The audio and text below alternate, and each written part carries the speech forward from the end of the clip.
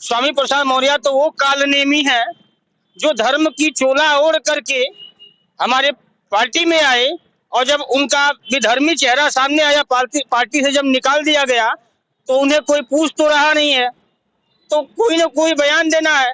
कि कुछ दिन पहले यही अखिलेश यादव जी के सपने में कृष्ण भगवान आते थे, तो चलो ठीक है, आपने राम जी का निमंत्रण नहीं स्वीकार किया, वो आपका दुर्भाग्य है, ये समाजवादी पार्टी का दुर्भाग्य है, अखिलेश यादव जी का दुर्भाग्य है। क्योंकि जो राम का नहीं वो किसी का नहीं, तो आपके स्वप्न में तो भगवान कृष्ण आते थे, तो मथुरा पे क्यों नहीं बोल रहे हैं? रामलला प्राण प्रतिष्ठा में महज 10 दिन और बाकी है। सनातनियों के अंदर जो खुशी है वो शायद किसी भी दीपावली के दिन उतनी खुशी सनातनियों के अंदर आप नहीं देखे होंगे। अमित पांडे उस समय अंतर्राष्ट्रीय हिंदू परिषद राष्ट्रीय बजरंग दल के प्रदेश मंत्री हुआ करते थे। वर्तमान में भारतीय जनता पार्टी से सोशल मीडिया प्रमुख है। सबसे पहले आपका स्वागत है। बहुत बहुत धन्यवाद आपका और आपके इस चैनल का। 2018 में जनपद से हजारों लोगों को लेकर के आप अयोध्या पहुंचे थे। 22 तारीख को प्राण प्रतिष्ठा का कार्यक्रम है। क्या अंदर चल रहा है आप लोगों की? उत्साह, हम लोगों के अंदर सबसे बड़ा उत्साह यह चल रहा है कि अयोध्या में राम आ रहे हैं। 500 सालों के संघर्षों के बाद अयोध्या में राम को घर मिला, और जब मेरे भगवान को घर मिला तो हम लोगों में उत्साह और आनंद और परमानंद की स्थिति में हम लोग ही नहीं, पूरा भारत है, पूरा सनातन, पूरा विश्व है। राम मंदिर प्राण प्रतिष्ठा को लेकर के बदरुद्दीन अजमल उन्होंने बयान दिया था कि मुस्लिम साथी जो है 20 जनवरी से 26 जनवरी तक यात्रा करने से बचे। आपको क्या लगता है कि कोई बड़ी साजिश हो सकती है क्या इसको खलल डालने के लिए? देखिए, जो राम के विरोधी थे, वो 500 सालों से राम का विरोध किए। उन्हीं विरोधियों के कुछ जन्मे लोग इस समय भी हैं जो राम का विरोध कर रहे हैं, लेकिन उन्हें यह जानकारी होना चाहिए कि जब सुप्रीम कोर्ट ने राम जन्मभूमि मंदिर को लेकर के फैसला सुनाया था, तो यही लोग कहते थे कि भारत में आंदोलन होगा, सड़कें और ना जाने कितने लाशें गिरेंगी। माननीय मोदी जी और योगी जी की सरकार में एक परिंदा पर नहीं मारा, तो इनकी ये धमकी देने का कोई मतलब नहीं है, इनकी भाषा का कोई मतलब है, सब समाप्त हो गए लोग हैं। इनको झूठ में मीडिया हाईलाइट करती है, कोई मतलब नहीं है इन लोगों का। स्वामी प्रसाद मौर्य आजकल सोशल मीडिया पे छाए हुए हिंदू विरोधी बयान दे करके, अभी उन्होंने हाल ही में एक बयान दिया है कि जो कार्यसेवक थे वो अराजक तत्व थे और उन पर गोली चलवाना यह सही निर्णय था। इसको कैसे देखते हैं आप? स्वामी प्रसाद मौर्य जी की अगर बात हम करें, राम के विषय में स्वामी प्रसाद मौर्य बात कैसे कर सकते हैं? स्वामी प्रसाद मौर्य तो वो कालनेमी है जो धर्म की चोला ओढ़ करके हमारे पार्टी में आए, और जब उनका विधर्मी चेहरा सामने आया, पार्टी से जब निकाल दिया गया, तो उन्हें कोई पूछ तो रहा नहीं है, तो कोई ना कोई बयान देना है। और रही बात राम भक्तों पे गोलियां चलवाना, तो ये राम भक्तों ने जो शहादत दिया था अपने राम के लिए, वो आज के डेट में दिखाई दे रहा है। ऐसे स्वामी प्रसाद मौर्य ना जाने कितने आए और चले गए, राम का कार्य हो रहा है, अयोध्या में दिवाली मन रहा है। पूर्व मुख्यमंत्री अखिलेश यादव उन्होंने निमंत्रण देने वाले जो ट्रस्ट के लोग थे उनको पहचानने से भी इनकार कर दिया। इसको कैसे देखते हैं आप? ये कितना सही है?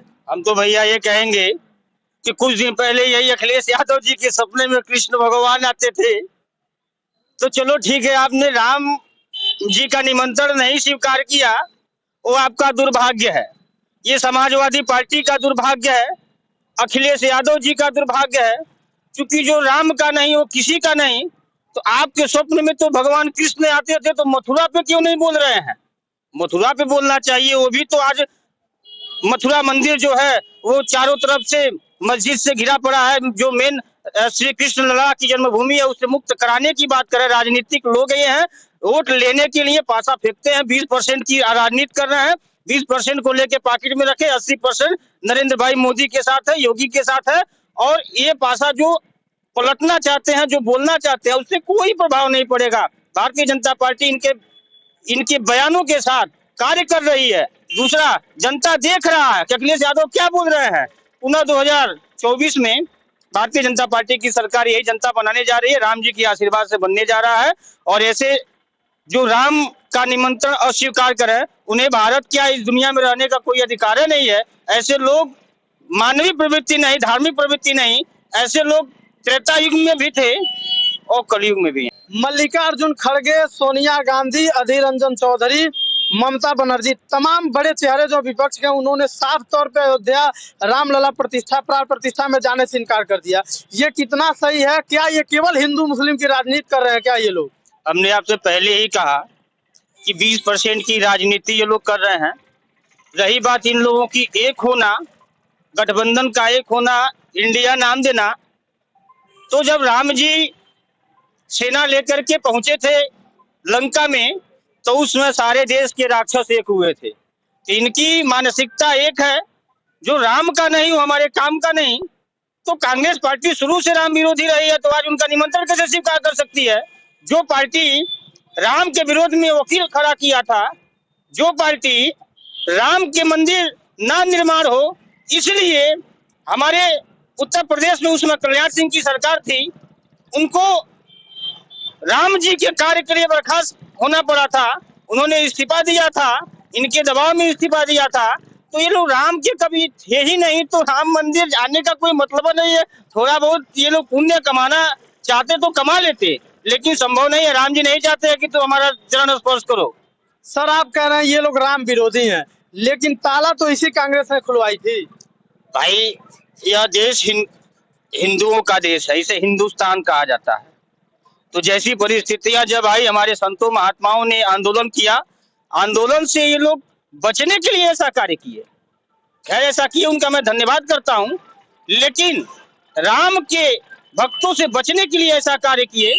ताला खुलवाना एक अलग बात है, राम मंदिर बनवाना एक अलग बात है। ठीक, क्या लगता है सर आपको, 22 तारीख को प्राण प्रतिष्ठा में कई देशों से जो राष्ट्राध्यक्ष भी पहुंच रहे हैं, तो देश विरोधी जो ताकतें हैं, क्या इसमें कोई खलल डाल सकते हैं?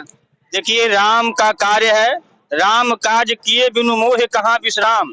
तो जिनके भक्त शिरोमणि हनुमान हो, उनके कार्य में देश विरोधी लोग क्या कुछ नुकसान कर सकते हैं? हनुमान जी डंडा गाड़ के, गदा लेकर के खड़े पड़े हैं। विरोधी आते हैं, आते रहेंगे। राम का कार्य हो रहा है, होता रहेगा। हमारे साथ अमित पांडे थे, वर्तमान में भाजपा के सोशल मीडिया क्षेत्रीय प्रमुख हैं।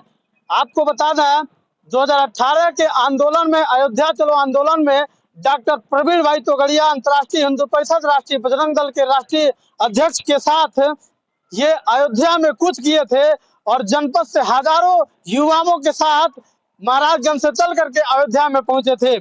हम इनसे तमाम मुद्दों पर बातचीत किए, अयोध्या राम मंदिर से लेकर के जो तमाम विपक्षी पार्टियां हैं, उनके बड़े बड़े जो चेहरे हैं, बड़े नेताएं हैं, वो लगातार अयोध्या जाने से बच रहे हैं।